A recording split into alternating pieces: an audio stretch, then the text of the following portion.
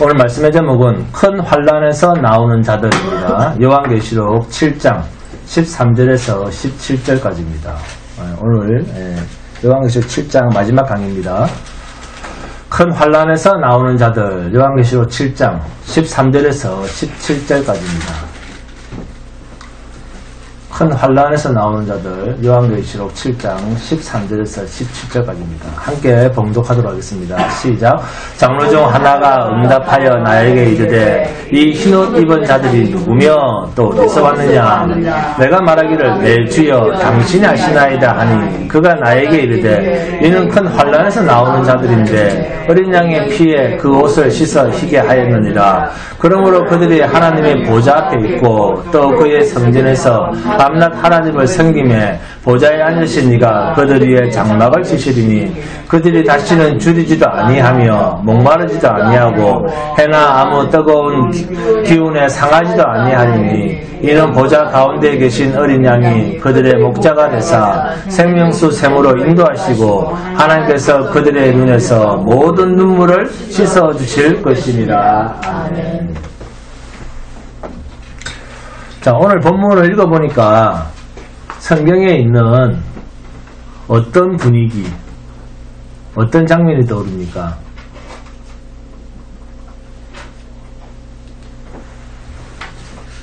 자, 출애굽기의 분위기로 생각하시면 됩니다. 본문 15절에 보시면 보좌에 앉으신 이가 그들 위에 장막을 치시리니 어떤 분위기입니까? 하나님께서 그 광야에 뜨거운 햇빛이 비치는 그 떼약볕에 낮에는 구름 기둥으로 밤에는 불 기둥으로 장막을 쳐서 당신의 백성들을 그 광야에서 보호를 하셨습니다.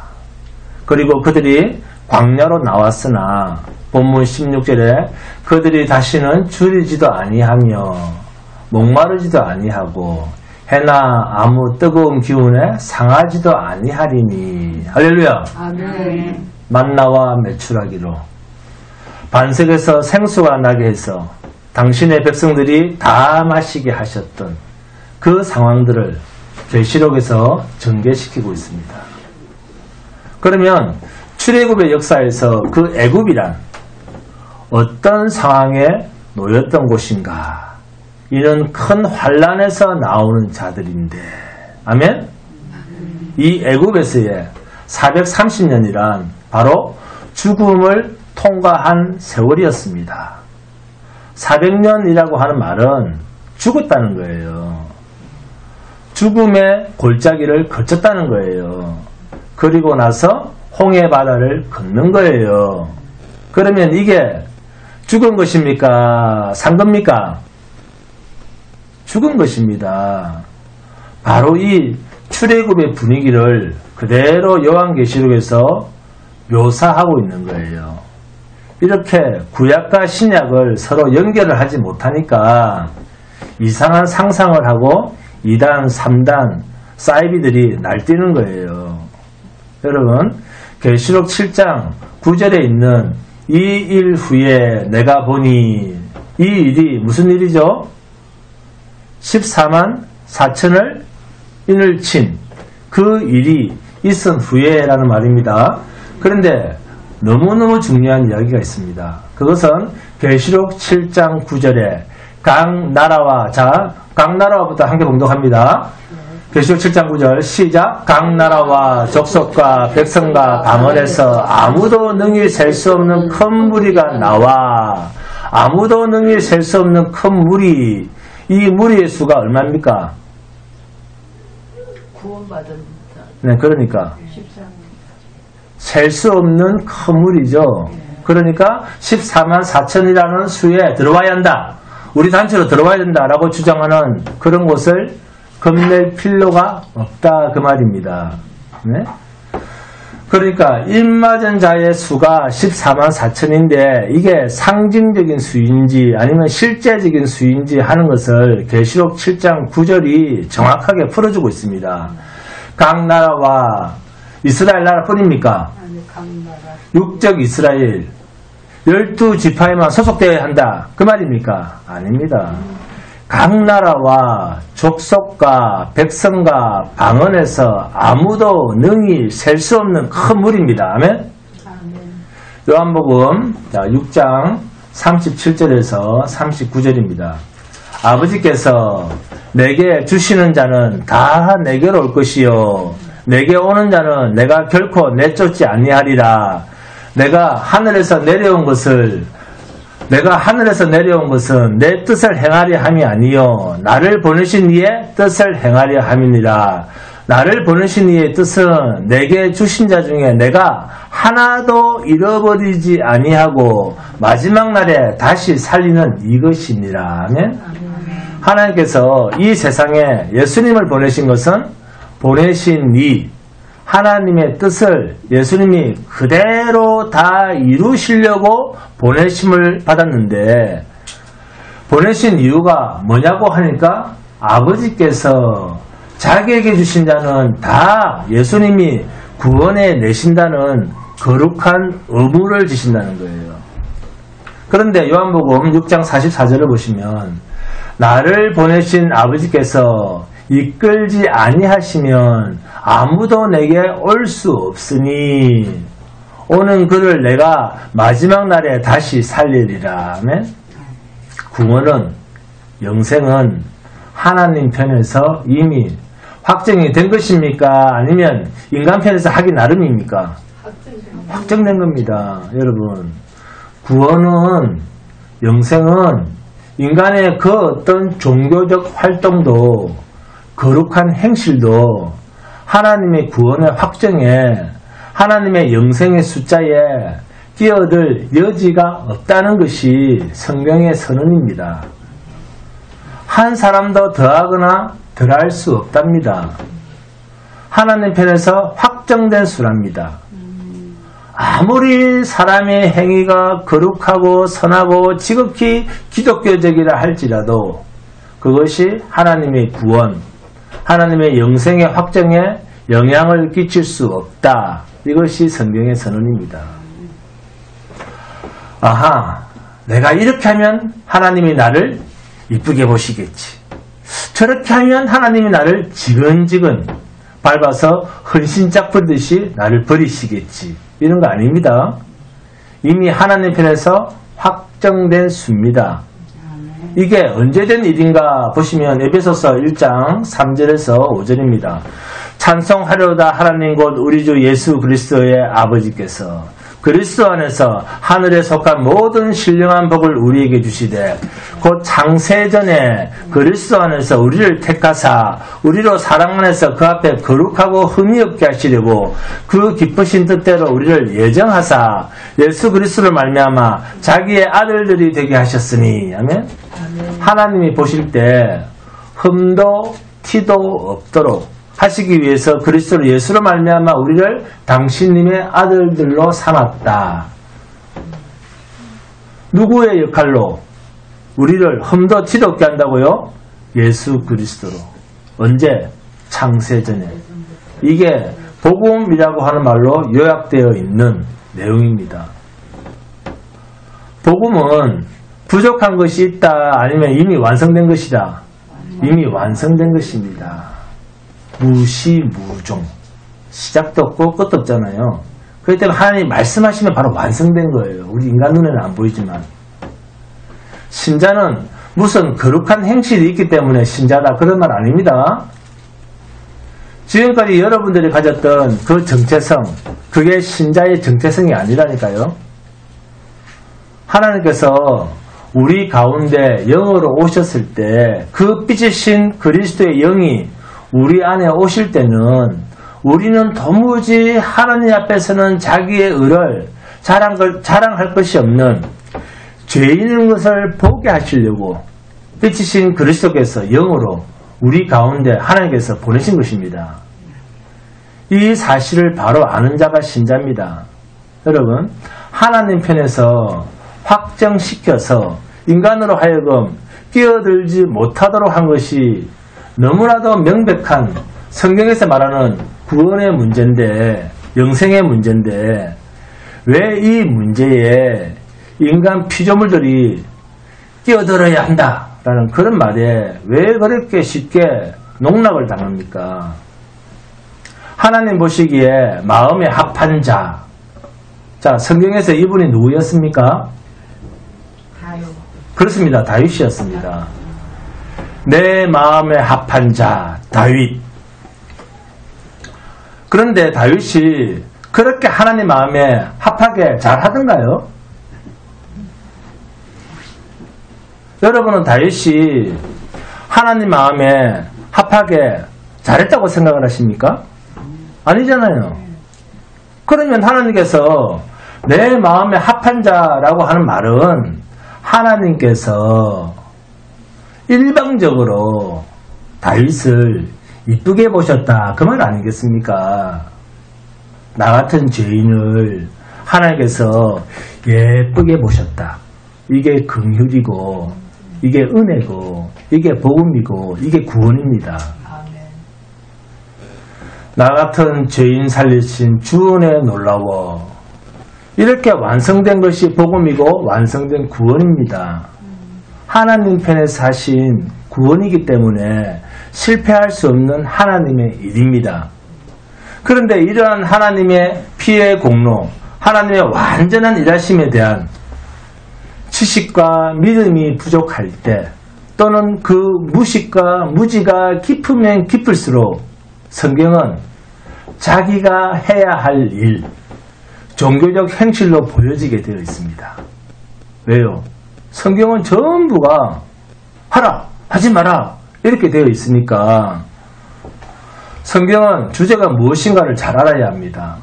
요한복음 5장 39절입니다. 너희가 성경에서 영생을 얻는 줄 생각하고 성경을 연구하거니와 이 성경은 곧 누구? 내게 대하여 증언하는 것이니라. 아멘. 그러면 성경에서 무엇을 찾아야 됩니까? 성경 어디를 읽든지 예수를 찾아야죠. 창세기 1장 1절입니다. 태초에 하나님이 천지를 창조하시니라. 그런데 요한복음 1장 1절을 보시면 태초에 말씀이 계시니라. 이 말씀이 하나님과 함께 계셨으니 이 말씀은 곧 하나님이시니라. 아멘. 천지 창조는 무엇으로 창조를 하셨다? 말씀입니다. 베드로후서 3장 7절에서 이제 하늘과 땅은 그 동일한 말씀으로 불사르기 위하여 보호하신 바 되어 경건하지 아니한 사람들의 심판과 멸망의 날까지 보존하여 두신 것이니라. 아멘. 하늘과 땅을 지으신 그 동일한 말씀 무엇으로 지었다고요? 말씀으로. 그 말씀이 종말의 그때까지 불사르기 위하여 간수했다. 그러면 누가 불사른다? 말씀이. 그렇다면 누굽니까? 예수 그리스도입니다. 그러면 창세기 1장 1절에 태초에 하나님이 천지를 창조하시니라. 누구의 사역을 담고 있는 말씀입니까? 예수님의 심판 사역을 담고 있는 이야기입니다. 성경은 오직 예수 그리스도가 주제입니다. 그러니까 그리스도를 알고자 하는 마음으로 성경을 봐야 한다 그 말입니다. 왜요? 성경의 주제는 그리스도이기 때문에. 그래서 성경을 읽으실 때는 내가 어떻게 하면 구원을 받을까? 그렇게 성경을 읽을 게 아니고 성경은 무엇을 말하는가? 이렇게만 성경을 봐도 구원의 핵심이 보이게 되어 있습니다. 결국 성경에서 예수 그리스도를 찾아본다는 말은 인간의 행위가 끼어들 여지가 있다 없다? 없다. 오직 예수 그리스도로만 구원이 성취된다. 이 이야기를 성경은 처음부터 끝까지 방향을 바꾸지 않고 일관되게 선포하고 있습니다. 그럼에도 불구하고 성경에서 인간의 노력이나 인간의 종교적 활동이 하나님 앞에서 내가 뭔가 기대하는 것을 얻을 수 있는 그런 수단이나 도구나 방편이 되는 것처럼 말을 하고 그렇게 이해를 하는 사람은 구원에 관한 한 하나님과는 전혀 상관이 없는 사람입니다. 그러면 야고보서 2장 14절 말씀은 뭡니까? 내 형제들아 만일 사람이 믿음이 있노라 하고 행함이 없으면 무슨 유익이 있으리요? 그 믿음이 능히 자기를 구원하겠느냐? 여기서 행함은 우리의 행함이 아닙니다. 믿음과 짝을 이루고 있는 행함은 항상 하나님 편에서 하시는 일입니다. 여러분, 성경은 하나님이 일하시는 것을 복음이라고 합니다. 복음이라고 하는 말은 하나님이 일하셔서 우리에게 들려주시는 말씀입니다. 이게 성경에 있을까요? 없을까요? 있습니다. 자, 로마서 4장 봅니다. 로마서 4장 5절에서 8절입니다. 함께 봉독합니다. 로마서 4장 5절에서 8절입니다.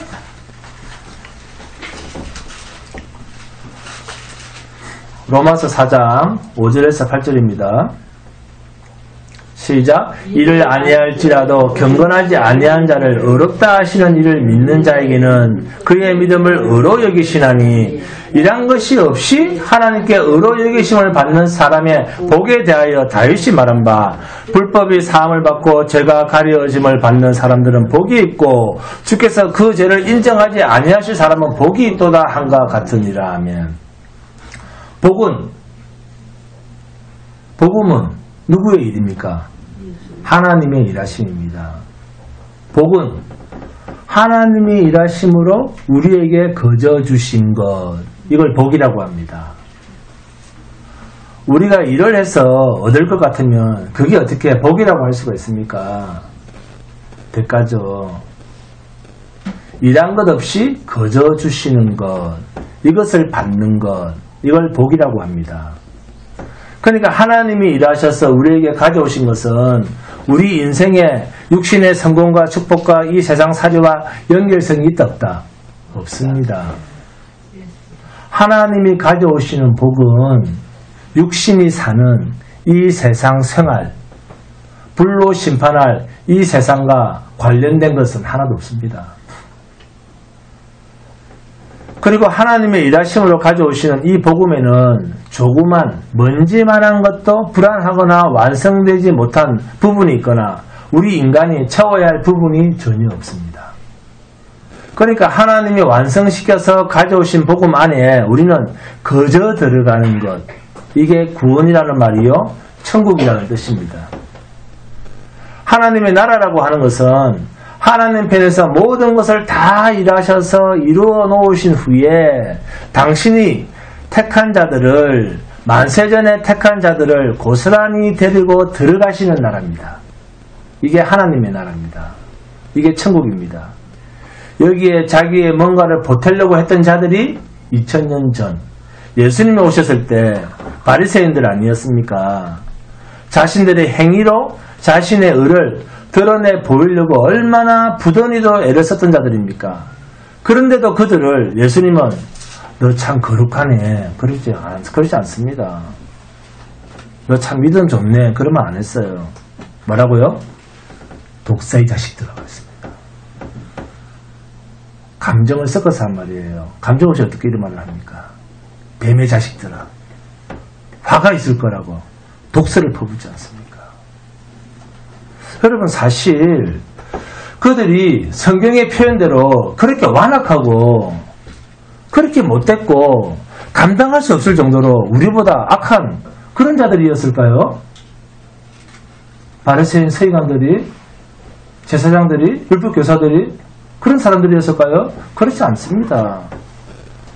세계에서 가장 정직한 상인이 유대인들입니다.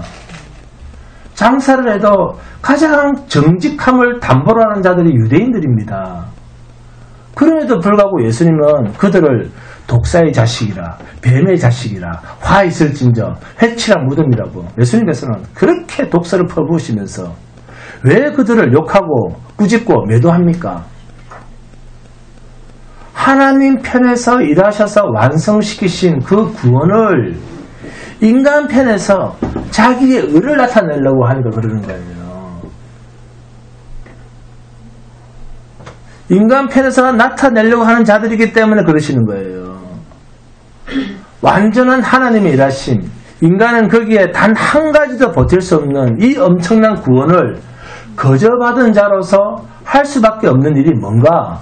계시록 7장 9절에서 12절을 보니까 2일 후에 내가 보니 각 나라와 족속과 백성과 방언에서 아무도 능히 셀 수 없는 큰 무리가 나와 흰옷을 입고 손에 종려가지를 들고 보좌 앞과 어린 양 앞에 서서 큰 소리로 외치리되 구원하심이 보좌 앉으신 우리 하나님과 어린 양에게 있도다 하니 모든 천사가 보좌와 장로들과 내 생물의 주위에 서 있다가 보좌 앞에 엎드려 얼굴을 대고 하나님께 경배하여 이르되 아멘. 찬송과 영광과 지혜와 감사와 존귀와 권능과 힘이 우리 하나님께 세세토록 있을지어다. 아멘 하더라. 아멘. 찬송과 영광과 지혜와 감사와 존귀와 능력과 힘이 우리 하나님께 세세토록 있어야 합니다. 라고 노래를 부르는 일 밖에는 없는 거예요. 우리가 할 일이란. 우리의 구원하심은 보좌에 앉으신 우리 하나님과 어린 양에게만 있습니다. 라고 인정하고 있지 않습니까? 여기서 흰옷을 입었다라고 하는 말이 무슨 뜻입니까?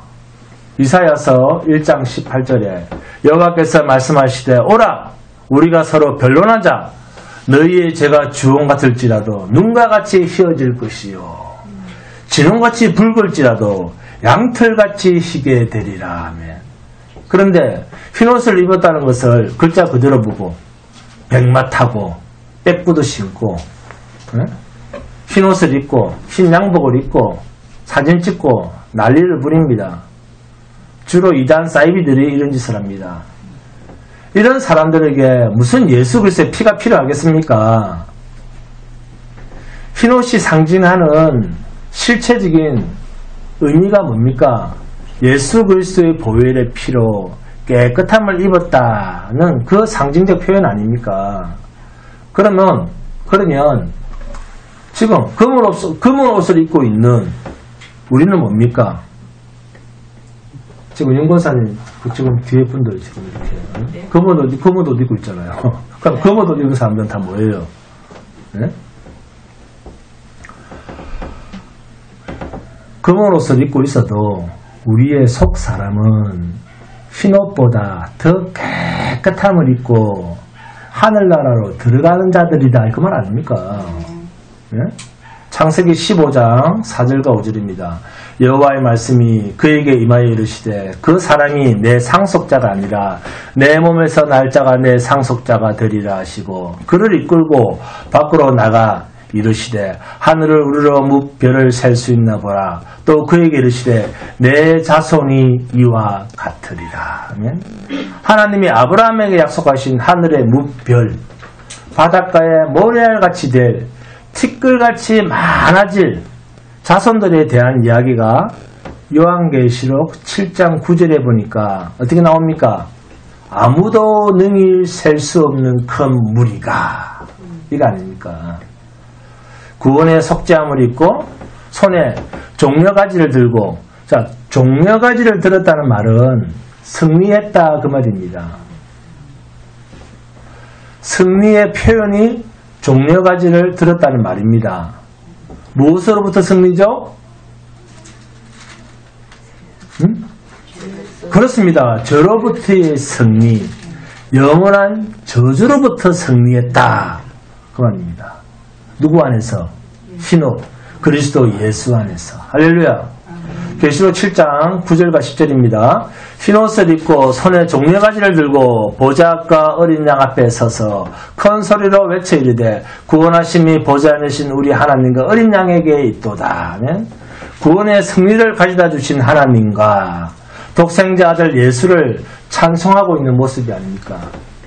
이게 바로 믿음의 조상 아브라함에게 약속하셨던 능히 셀 수 없는 큰 무리가 여기에 그대로 보이고 있습니다. 계시록 5장 봅니다. 계시록 5장 9절 10절입니다.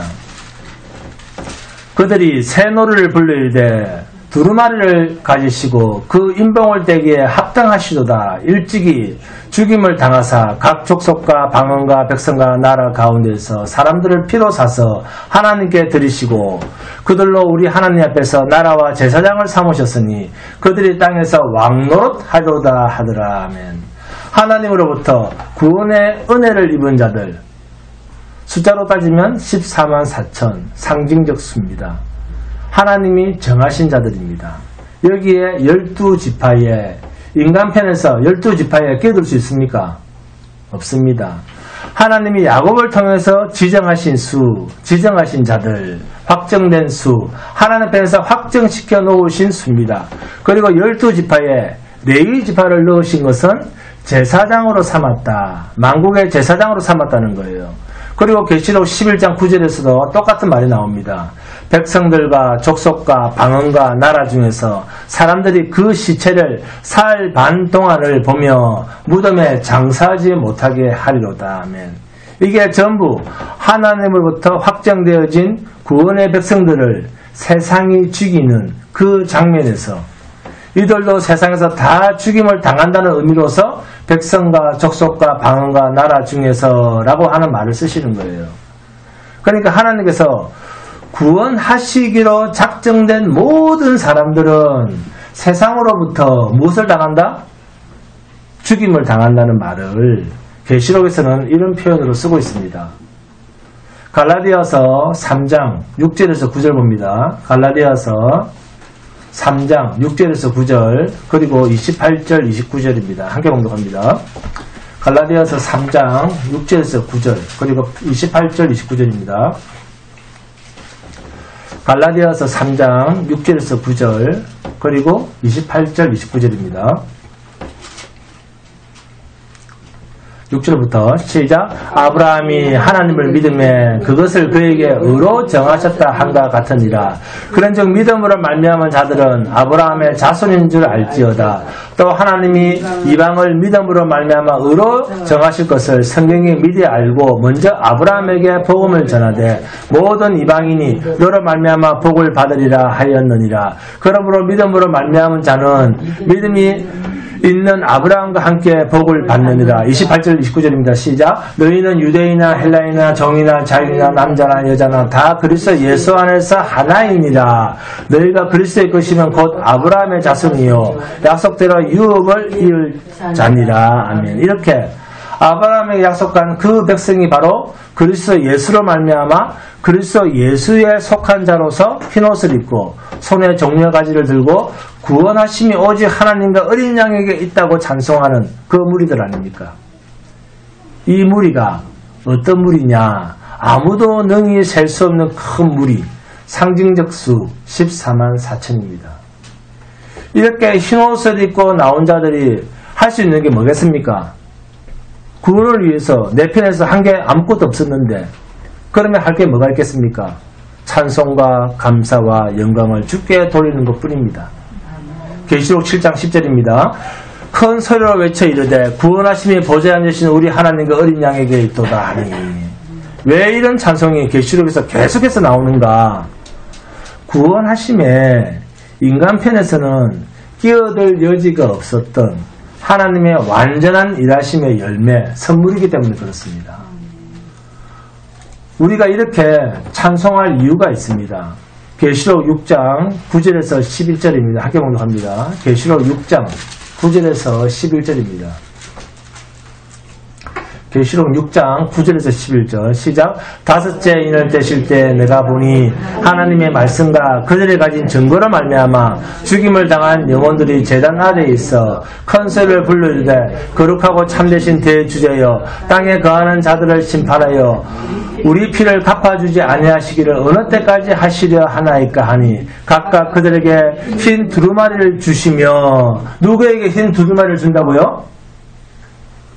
세상에서 하나님의 구원의 수로 확정됨으로 말미암아 세상에서 죽임을 당한 증거를 가진 자들, 이들에게 하나님께서 흰옷을 주신다라고 되어 있습니다. 주님에 의해서 깨끗함을 입었다는 말입니다. 능히 셀 수 없는 이 무리들은 하나님으로부터 흰옷을 받는데 그 증거가 세상에서 주님처럼 당한 순교의 증거가 있다는 거예요.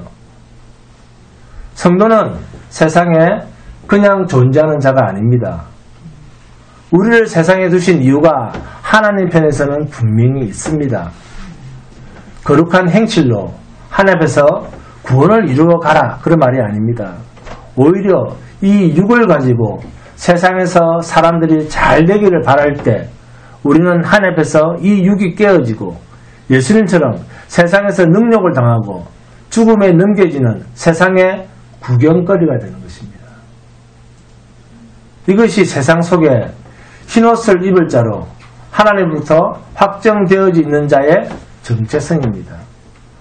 우리가 하나님 앞에서 받은 은혜, 이 은혜라고 하는 것은 세상에서는 정반대의 모습으로 증거되어진다는 것입니다. 어떤 모습? 죽임 당하는 모습으로. 이렇게 당하는 숫자가 채워질 때까지 하나님은 심판을 유보하고 계십니다. 그러니까 우리가 결국 세상에서 인정받고 세상에서 잘 되어보려고 애쓰고 있는 우리의 모든 노력은 하나님의 마지막 일하심을 엄청나게 방해하고 있는 몸부림을 우리가 하고 있다라고 생각을 하시면 됩니다. 요한복음 7장 7절입니다.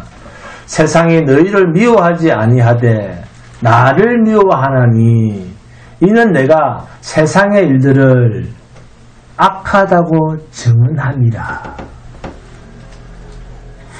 주님이 세상으로부터 미움 당하는 이유가 뭐라고 합니까? 주님이 세상에서 미움 당한 이유가 뭡니까? 세상이 하는 모든 일을 악하다라고 주님이 증언하셨다는 거예요. 세상이 하는 모든 일은 악하다 이렇게 주님이 증언하셨기 때문에 세상이 예수를 미워한다는 거예요. 그런데 오늘날 우리가 사는 현대사회는 자 여러분이 나 교회 다녀 예수 믿어 한다고 해서 여러분을 미워합니까? 주변 이웃 사람들이 미워하던가요? 없죠? 하나도. 예? 이렇게 현대사회에서는 예수를 미워하는 일이 없는 이유는 예수님은 뭐라고 했습니까? 세상은 악하다 이렇게 이야기를 했는데 예수님이 세상은 악하다고 한 그 악함을 오늘 우리 예수 믿는다는 사람들이 예수님처럼 똑같이 세상은 악하다 이렇게 보고 네? 이 악한 세상을 멀리 하는가? 그래서 이 세상의 행사를 세상에 있는 모든 일을 이 기독교인들이 저건 다 악한 것들이야. 악해 세상일은 그러면서 멀리하고 있는가? 그렇지 않다는 거예요. 내가 세상의 일들을 악하다고 증언함이라. 주님이 말씀하신 세상의 일들이란 뭡니까? 요한복음 7장 17절에서 18절입니다. 함께 봉독합니다. 요한복음 7장 17절 18절입니다. 요한복음 7장 17절 18절입니다. 요한복음 7장 17절 18절 시작. 사람이 하나님의 뜻을 행하려 하면 이 교훈이 하나님께로부터 왔는지 내가 스스로 말함인지 아니라 스스로 말하는 자는 자기 영광만 구하되 보내신 이의 영광을 구하는 자는 참되니 그 속에 불의가 없느니라. 아멘. 지금 이 말씀에서 예수님과 세상의 다른 점이 뭡니까?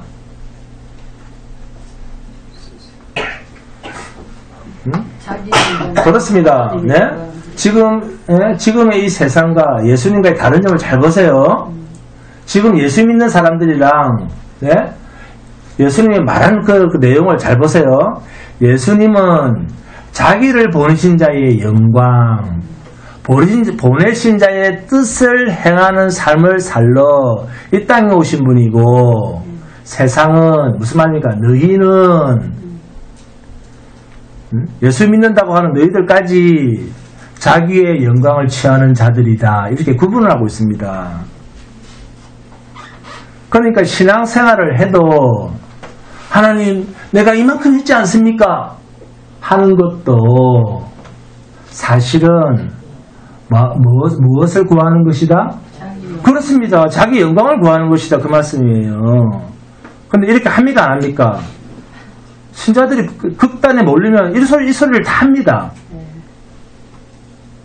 결국에는 그 신앙생활이라고 하는 것이 자기 영광을 구하기 위해서 교회를 다녔다, 예수를 믿었다 그 말이에요. 그런데 성경은 여기서 더 나갑니다. 요한복음 7장 19절입니다. 함께 봉독합니다. 요한복음 7장 19절 시작.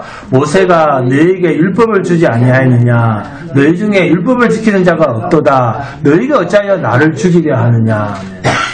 결국 자기 영광이란 뭡니까?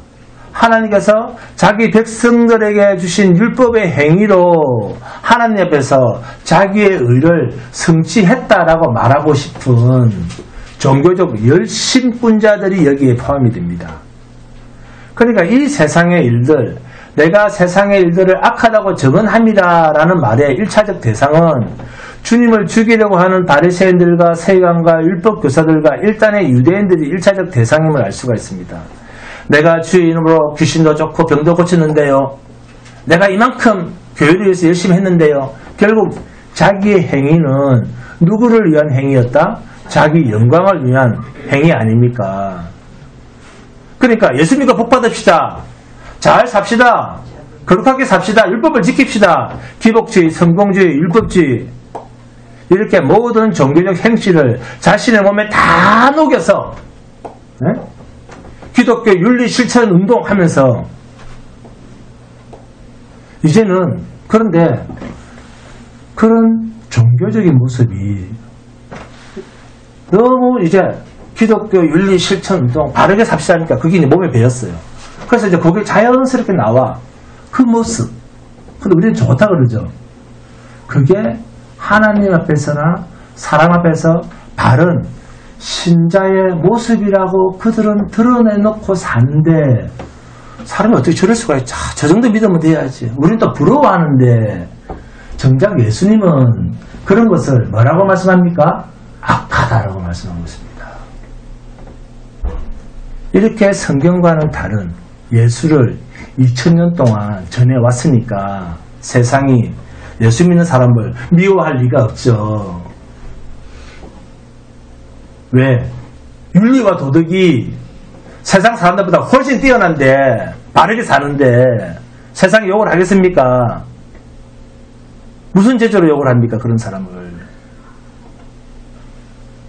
오늘 우리가 전하고 있는 우리의 삶에서 보여주고 있는 예수의 향기는 2000년 전에 예수님이 십자가에 못 박히기 위하여 이 땅에 오셔서 하나님의 뜻을 이루시기 위하여 사셨던 그런 향기가 아닌 냄새를 우리가 풍기고 있는 거예요.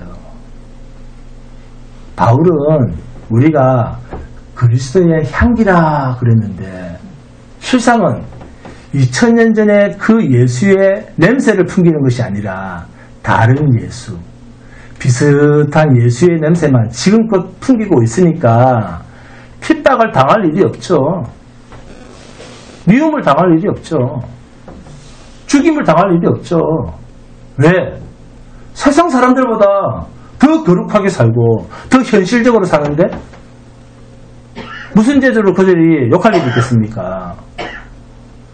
세상의 윤리 도덕에다가 바르게 살기 운동 그것까지 하면서 플러스 모세의 율법까지 잘 지켜서 신명기에서 말하는 나가도 복을 받고 들어와도 복을 받기 위해서 그것들을 다 지키는 또 그게 기독교인 것처럼 기독교의 덕목인 것처럼 지키고 살아가니까 세상이 기독교인들을 미워할 이유가 전혀 없는 거예요. 그런데 예수님은 그렇게 사는 자를 독사의 자식이라고 말하고 있습니다. 악하다라고 말하고 있어요. 바로 그 바리새인들, 그렇게도 거룩하게 살고자 했던 그 바리새인들에 의해서 예수님이 죽임을 당하신 것입니다. 예수님은 세상 심판을 말씀하시러 오셨습니다. 세상과 타협하고 원수와 손잡고 화합하러 오신 분이 아닙니다. 그런데 오늘날 예수는 평화, 화평, 하나됨,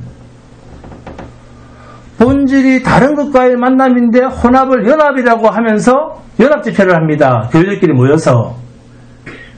여러분, 교단이 다르고 교파가 다르다는 말은 진리가 다르다 그 말이에요. 서로 다른 가르침을 하고 있다 그 말이에요. 진리가 다른 집단과의 모임은 연합이 아니라 혼합입니다. 같은 성격끼리의 모임, 이게 연합입니다. 바울이 갈라디아서 1장 6절에서 8절에서 뭐라고 했습니까? 그리스도의 은혜로 너희를 부르신 이를 이같이 속히 떠나 다른 복음을 전하는 것을 내가 이상하게 여기노라. 네? 다른 복음은 없다. 그리스도의 복음을 변하게 하려고 교묘하게 속였다는 거예요. 하늘로부터 온 천사라도 우리가 너희에게 전한 복음 외에 다른 복음을 전하면 저주를 받을지어다.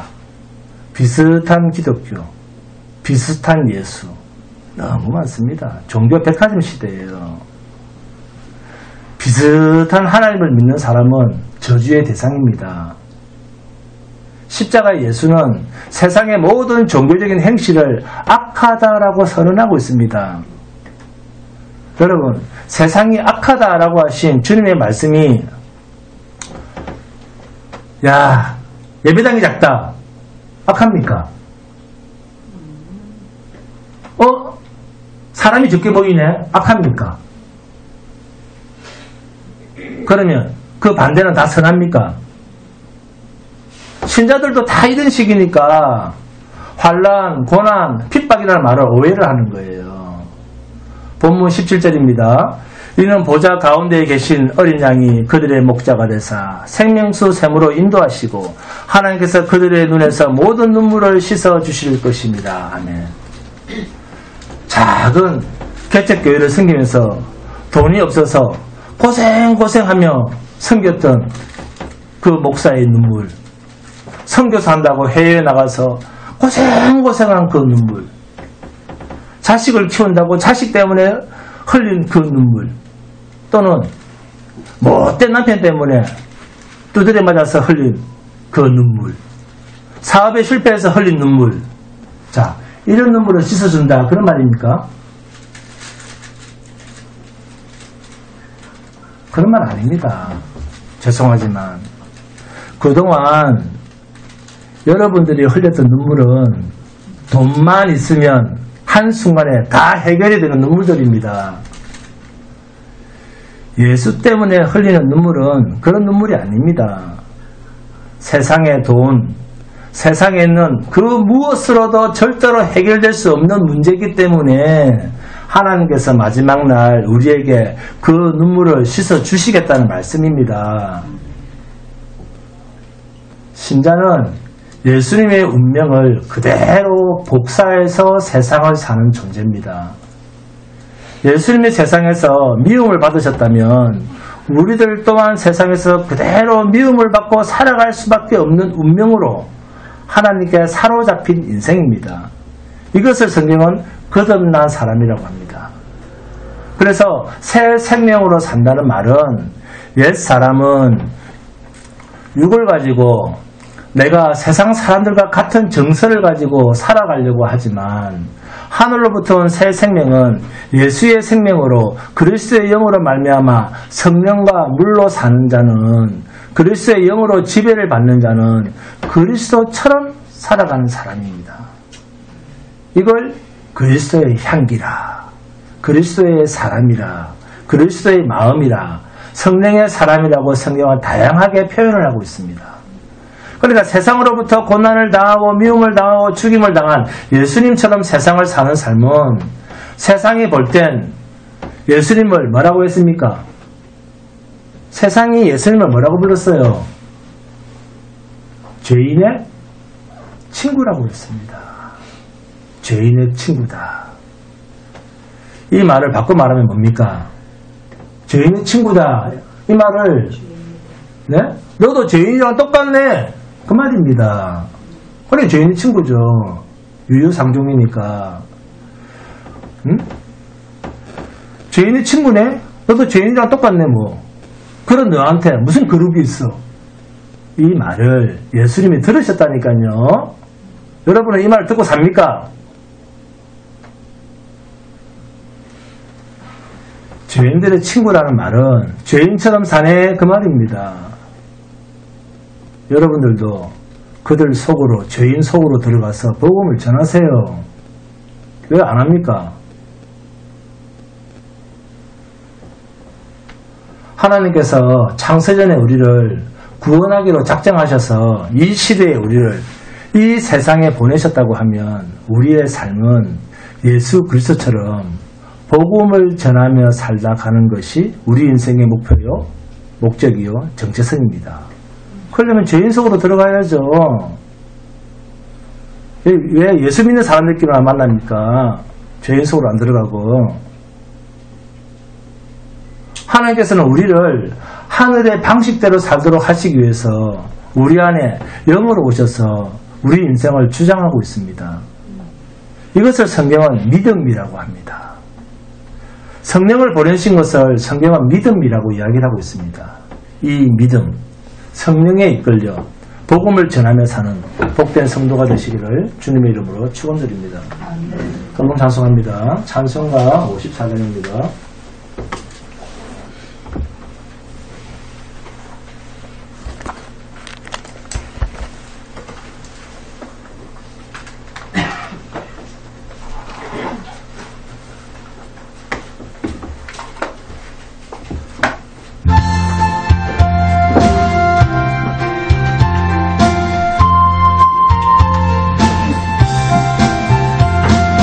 주여 복을 구하오니